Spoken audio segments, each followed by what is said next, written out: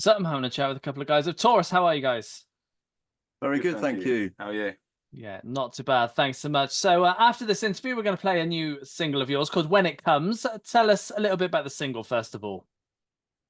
Well, that song basically started. It was the first song we did in the studio for the album, and it just literally started with a guitar riff, like a chorus idea and a verse, and then in a couple days it was done basically, and then that was we see that as the kind of main track of the album, I suppose, or the starting point of the album sound. Nice. Yeah. Yeah, great stuff. And that is coming off your debut record, which is coming out in September 13th. What can we expect to hear on the record? 12 bangers, basically. Yeah, we're just excited to gig it as well, to be honest. We'll be gigging it for the rest of the year.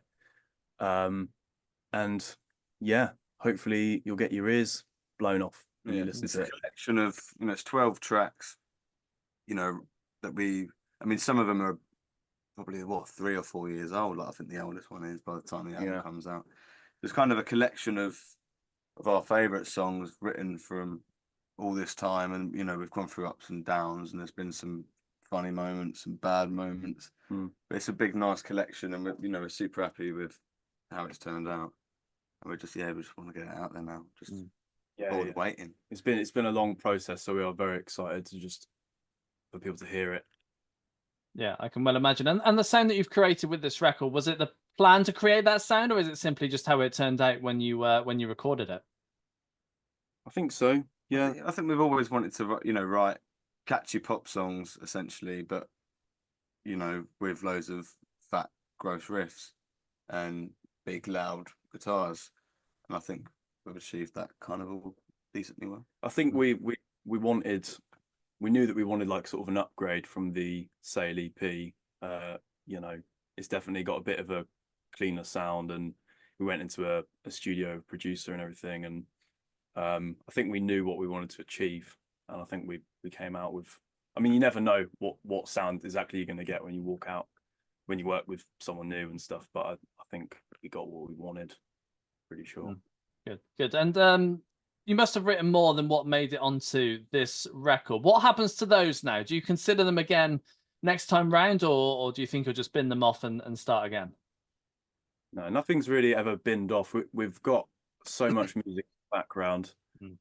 It was actually quite hard to pick the 12 tracks because we had so much stuff, and we still do. So I mean, we always, some, like we said, some of these ideas are like 3 years old or whatever. We always are up for kind of reusing ideas, but we're always going to want to do things in a fresh way.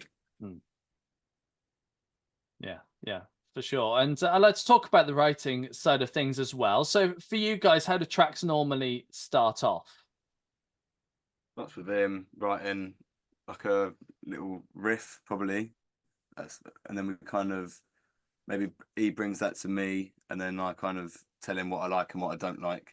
And then together we'll kind of come together with a rough demo and a rough structure, and just sort of an idea, so that we can go into rehearsal room with our drummer Jack, and sort of see his interpretations of it, because often he'll just like start playing something double time or whatever, and we'll be like, oh, okay, but actually it kind of works. And then it kind of goes from there, and then we'll go back and then sort of demo that with ideas that we've got in the rehearsal space, and then maybe test it out live, see what people connect with. And I say that's probably how most songs came about for the album. Yeah.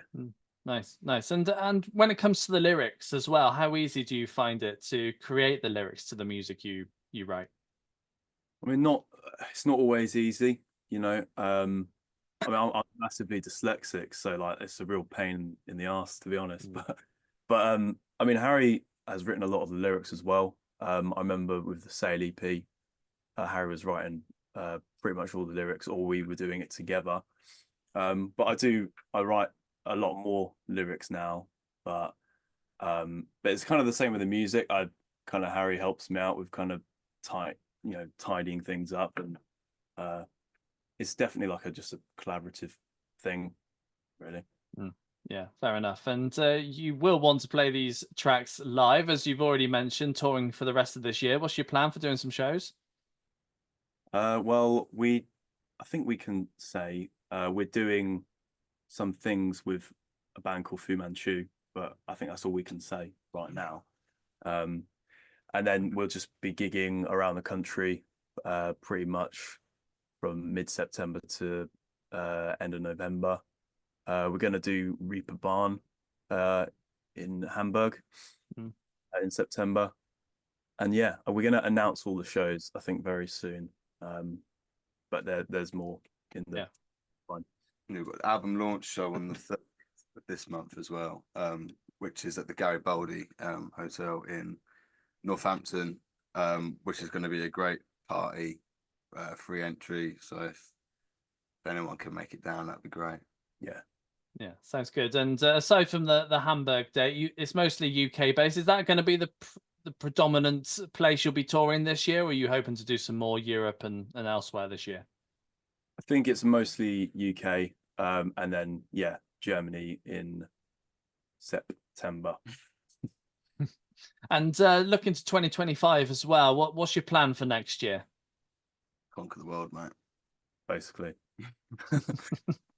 Maybe some new stuff at the beginning of the year, and just gigging, getting on all the festivals and all that stuff. More Europe, I'm sure. Maybe the States.